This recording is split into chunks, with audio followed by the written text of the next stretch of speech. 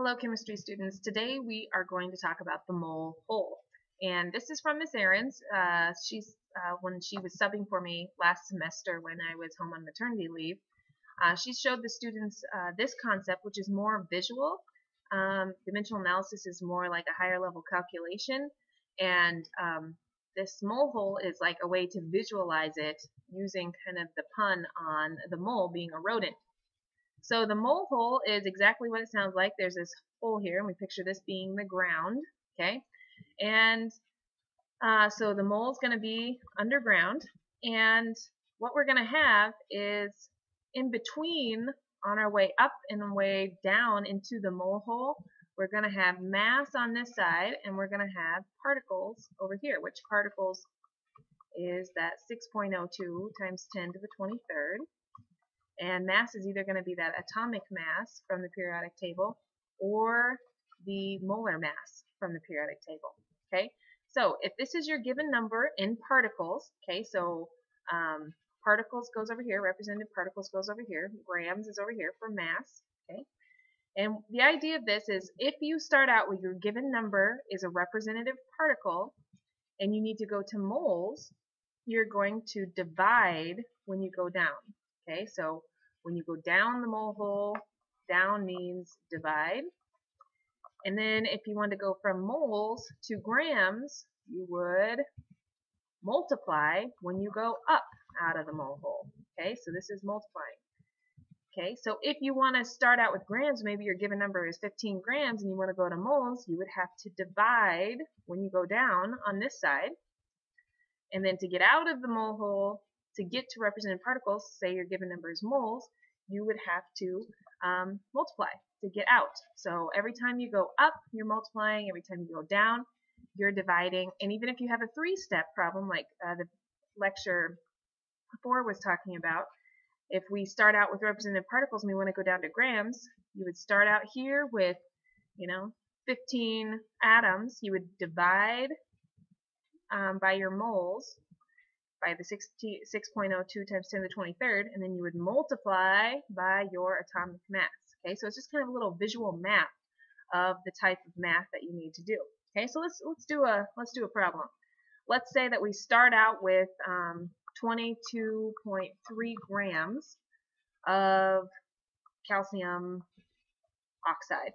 Okay, so this is an ionic compound, so this is a formula unit. Okay. And so now we're going to put grams. I'm doing dimensional analysis. Whoops, it's just what I do. So let me erase that and show you what I was going to show you using the mole hole.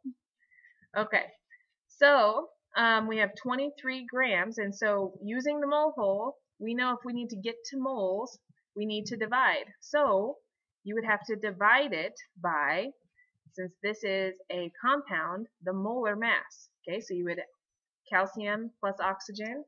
Calcium is 40.078 and oxygen is 15. So we're looking at about 56.9 grams of CaO. So you would calculate that. Bring up the calculator here. Right, oops. Then bring up the calculator. Okay, so we have 22.3 divided by 56.9, and that would give us 0.3, I didn't see that before I started writing, 919. Okay, and so this is moles now because we went to moles. And now if we want to take moles into represented particles, now we would multiply that, because when we go up, we multiply by the 6.02 times 10 to the 23rd. And so now we're going to be left with representative particles once we multiply this. So we would just take that number and multiply it by the 6.02. I still see you guys trying to put those numbers into your calculator, 10 to the 23rd. Don't do that because it'll give you the wrong answer.